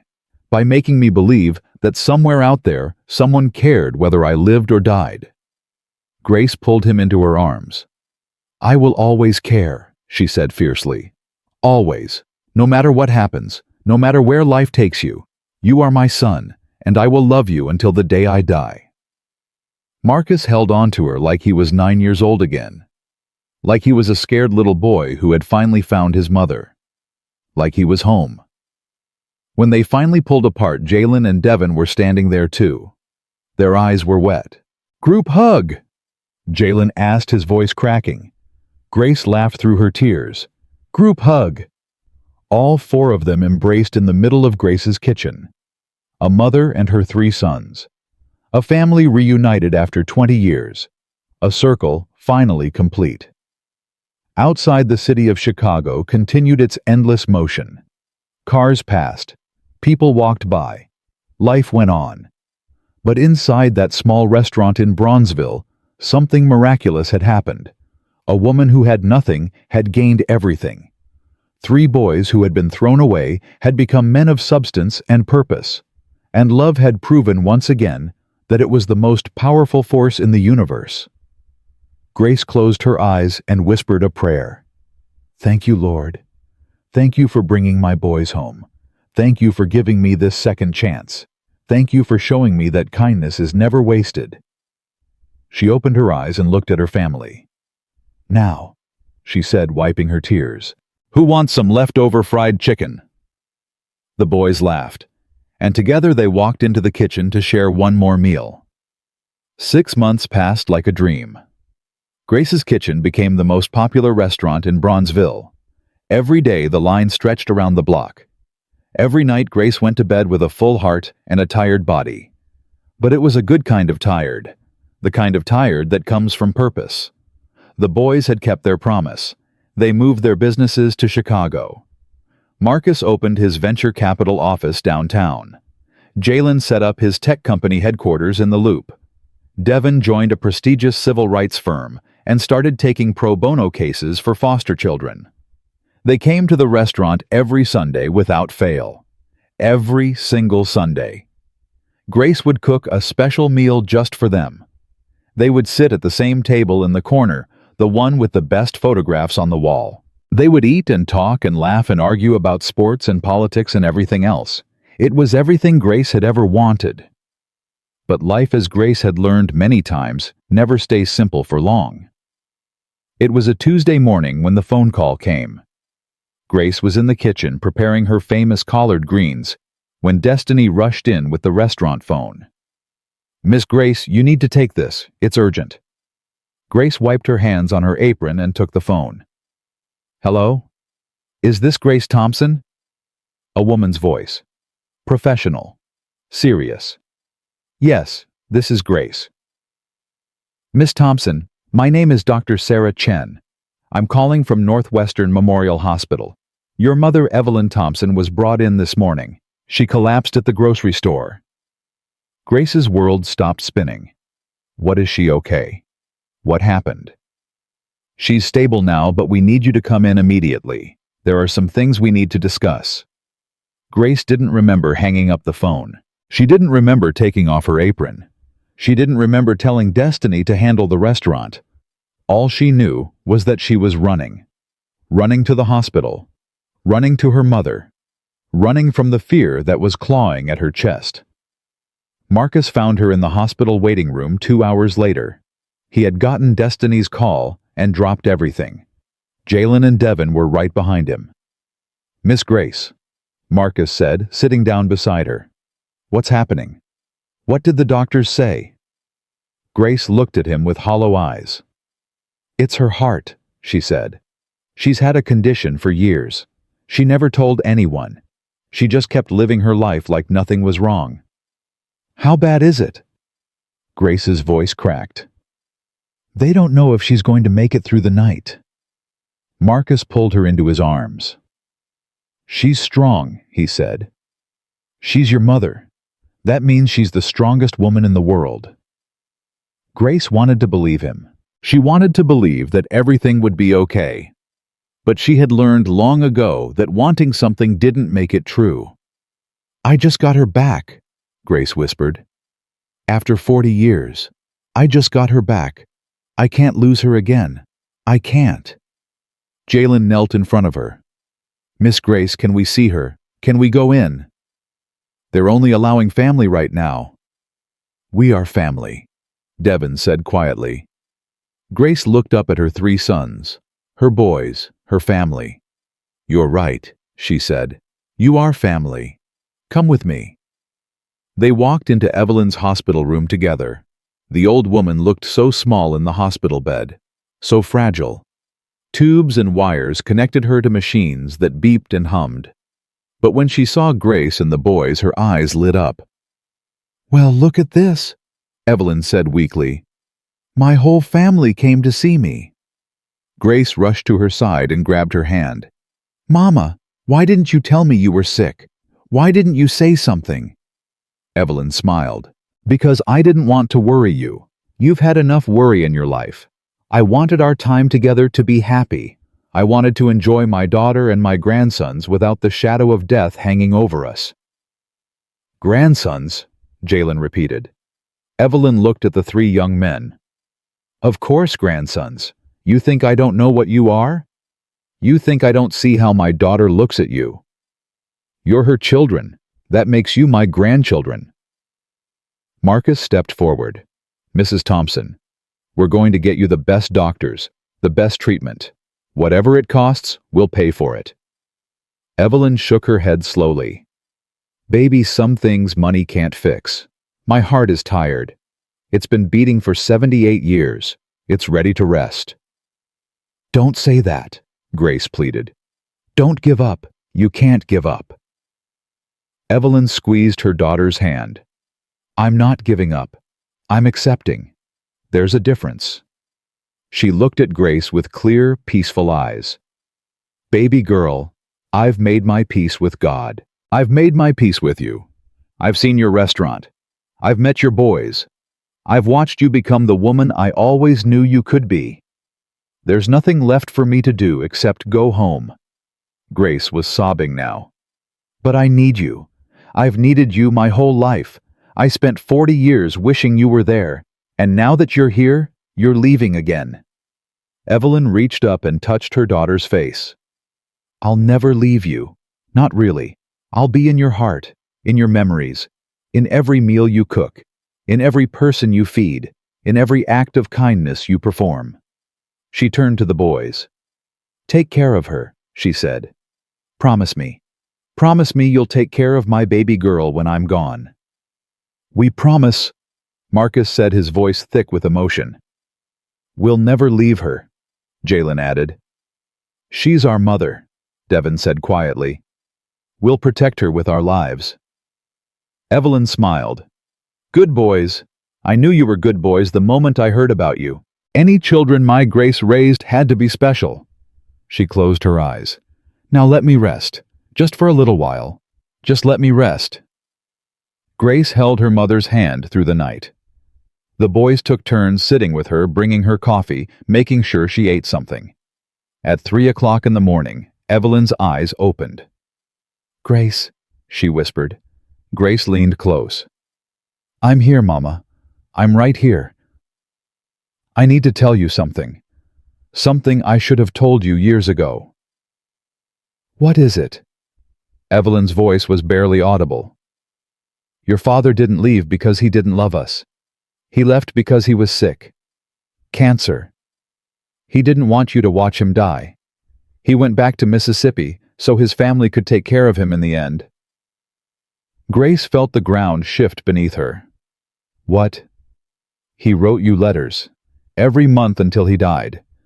I never gave them to you because I was angry. Angry that he left. Angry that he didn't trust me to take care of him. But I was wrong. I was so wrong." Evelyn reached under her pillow with trembling hands. She pulled out a bundle of envelopes yellowed with age. "These are his letters. I've been carrying them with me for 50 years. I was going to burn them, but I couldn't. I couldn't destroy the last piece of him." Grace took the letters with shaking hands. "Mama." "Read them," Evelyn said.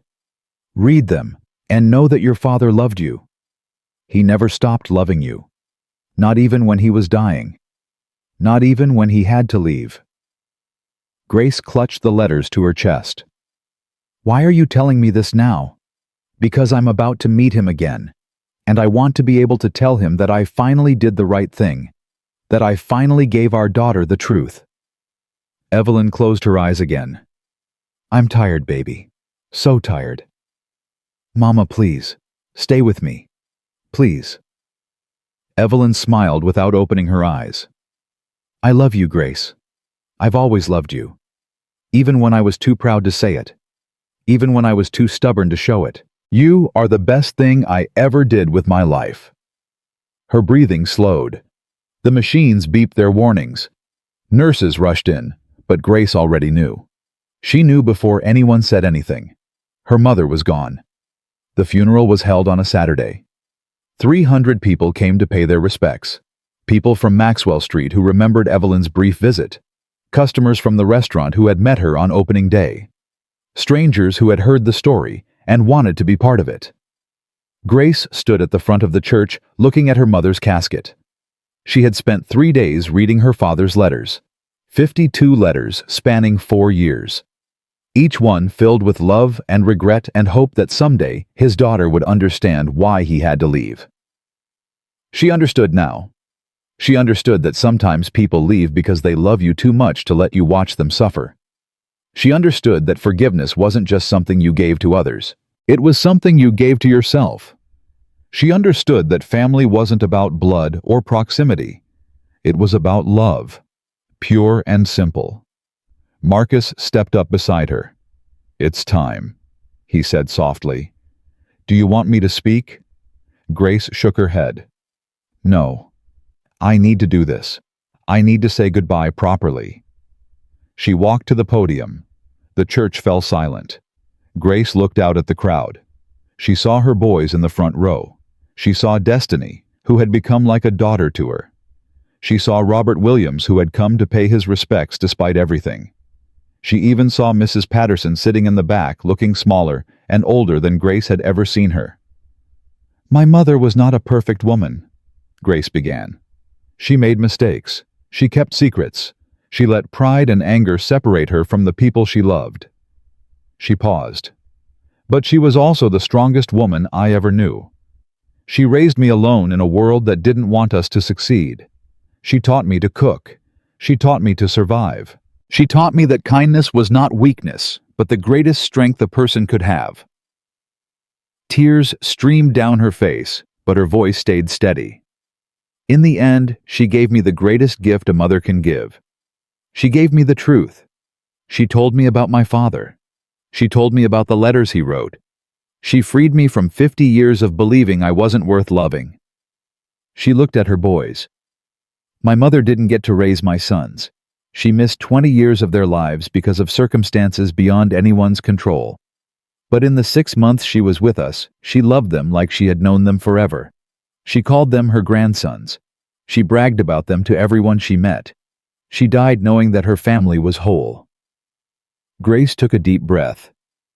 So I'm not going to stand here and cry about what we lost. I'm going to celebrate what we had. 6 months of love. 6 months of healing. 6 months of being mother and daughter again. She looked at the casket. Goodbye, Mama. Thank you for coming back. Thank you for telling me the truth. Thank you for loving me even when I didn't deserve it. I'll see you again someday. Until then, I'll make you proud. I promise. She stepped down from the podium. Marcus caught her before she could fall. I've got you, he said. I've got you, Miss Grace. And for the first time in her life, Grace truly believed it. 3 months after the funeral, something unexpected happened. Grace was in the kitchen teaching a cooking class to a group of young people from the neighborhood when Devin came rushing in. Miss Grace, you need to come outside, right now. Devin, I'm in the middle of a class. Trust me, you need to see this. Something in his voice made Grace pay attention. She excused herself from the class and followed Devin to the front of the restaurant. A crowd had gathered outside. Grace pushed through to see what was happening. Mrs. Patterson was standing in the middle of the sidewalk. She was holding a check. A very large check. What's going on? Grace demanded. Mrs. Patterson looked at her. The arrogance was gone from her face. The cruelty had faded. She looked like what she was, an old, tired woman who had run out of excuses. I sold everything, Mrs. Patterson said. Both trucks, the business, my house, everything. Grace stared at her. Why? Because your son told me to. He said if I wanted redemption, I had to start over. I had to give away everything I built on cruelty. She held out the check. This is for you, not for your restaurant, for the foundation. What foundation? Marcus stepped forward. The foundation we're starting, he said. The Grace Thompson Foundation. It's going to help homeless children in Chicago. Feed them, house them, educate them, give them the same chance you gave us. Grace's mouth fell open. You're starting a foundation in my name. Who else's name would we use? Jalen grinned. You're the reason we're alive. You're the reason we succeeded. It only makes sense that your name should be on the work we do going forward. Devin added, Mrs. Patterson's donation will be the first contribution, $2.3 million. Enough to launch the program and help hundreds of children in the first year alone. Grace looked at Mrs. Patterson, the woman who had been her enemy for 40 years, the woman who had stolen her children, the woman who had made her life miserable. Why? Grace asked again. Why are you doing this? Mrs. Patterson's eyes filled with tears. Because I'm dying, she said quietly. Lung cancer. The doctors give me 6 months, maybe less. Grace felt the words like a physical blow. Patricia, don't feel sorry for me. I don't deserve it. I've spent my whole life being cruel and petty and jealous. I've hurt people who didn't deserve to be hurt. I've destroyed things that should have been cherished. She took a shaky breath. But watching you these past few months, seeing how you forgave me, seeing how you took in my granddaughter, seeing how you turned tragedy into triumph, it changed something in me. She held the check out again. I can't undo what I did. I can't give you back the 10 years I stole. But I can make sure that no other children have to suffer the way those boys suffered. I can make sure that your kindness lives on long after both of us are gone. Grace took the check.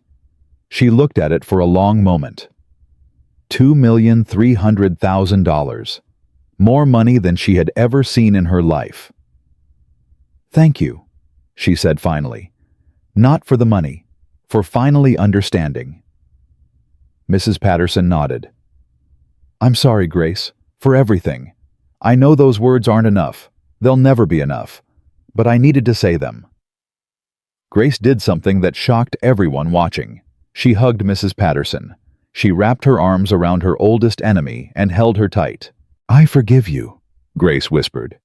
I forgave you a long time ago, but I'm glad you finally forgave yourself. Mrs. Patterson sobbed against her shoulder. Thank you, she cried. Thank you, Grace. Thank you. They stood there for a long moment, two old women who had been at war for 40 years finally finding peace. When they separated, the crowd was crying. Marcus was crying. Even Devin, who never showed emotion, was wiping his eyes. Grace turned to her boys. Well, she said, a smile breaking through her tears. I guess we have a foundation to build. The Grace Thompson Foundation launched 6 months later. It became the largest children's charity in Chicago within 2 years. It fed thousands of hungry children. It housed hundreds of homeless families. It educated countless young people who would have otherwise fallen through the cracks. Marcus ran the business side using his venture capital skills to maximize every donation. Jalen built the technology, creating an app that connected homeless families with resources in real time. Devin handled the legal work, fighting for policy changes that would help vulnerable children across the state. And Grace? Grace did what she had always done. She cooked. She fed people. She loved them. She was 80 years old when the city of Chicago decided to honor her. They renamed the block where her folding table had stood for 22 years. They called it Grace Thompson Way. They put up a bronze plaque that told her story. They declared a city holiday in her name. Grace stood at the dedication ceremony surrounded by her family. Marcus, now 50 years old, successful beyond anything anyone could have imagined. Jalen still asking questions, still curious about everything. Devin quiet as ever, watching everything with those careful eyes. Her grandchildren were there too. Marcus had 3 kids. Jalen had 2. Devin had adopted 4 foster children of his own. 11 grandchildren in total. 11 reasons to keep living. 11 legacies that would carry her love into the future. The mayor gave a speech. The governor gave a speech. Famous people said nice things about her. But Grace barely heard any of it. She was thinking about that first day. That first moment when she had looked across the street and seen 3 skinny boys watching her food. She had been 63 years old. Broke. Struggling. Invisible. And she had made a choice. A simple choice. She had chosen kindness. When it was her turn to speak, Grace walked slowly to the podium. Her body was tired, but her spirit was strong. She looked out at the crowd. Thousands of people had come to honor her.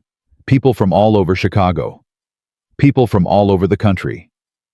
People who had heard her story and wanted to see the woman who had proven that love could change the world. I'm not going to give a long speech, Grace said. I'm 80 years old. I don't have time for long speeches anymore. The crowd laughed. But I want to tell you something. Something important. Something I hope you'll remember long after I'm gone. She took a deep breath. 50 years ago, I was hungry. Alone. Invisible. I thought my life didn't matter. I thought I would die without making any difference in this world. She paused. Then I met 3 boys who changed everything. They were hungry too. Alone too. Invisible too. But something inside me recognized something inside them. And I made a choice. I chose to see them. I chose to feed them. I chose to love them. She looked at her sons. That choice cost me everything. My business suffered. My reputation was destroyed. I went hungry so they could eat. I cried myself to sleep wondering if I was making the right decision. Her voice strengthened. But it was worth it. Every sacrifice, every tear, every moment of doubt. It was all worth it, because those 3 hungry boys became 3 incredible men. They came back for me. They lifted me up. They showed me that kindness is never wasted. She spread her arms wide, encompassing the whole crowd. Look around you. This foundation, this ceremony, these thousands of people. It all started with one plate of rice. One simple act of kindness. One choice to see someone who was invisible. She smiled. So, here's what I want you to remember. You don't have to be rich to change the world. You don't have to be powerful. You don't have to be famous. You just have to be kind. You just have to be willing to see the people that everyone else ignores. She pointed at the street sign bearing her name. They put my name on that sign, but it could have been anyone's name. It could be your name. All it takes is one choice, one act of kindness, one moment of seeing someone who needs to be seen. She straightened her shoulders. I'm old now. My time is almost done. But I'm not worried about what happens after I'm gone, because I know that my legacy isn't in this street sign or this foundation or these buildings. My legacy is in the hearts of every person I've ever fed, every child I've ever loved, every stranger I've ever smiled at. She looked at Marcus, Jalen, and Devin one last time. My legacy is standing right there. 3 men who should have been statistics. 3 boys who should have been forgotten. 3 sons who proved that love is the most powerful force in the universe. Grace Thompson stepped back from the podium.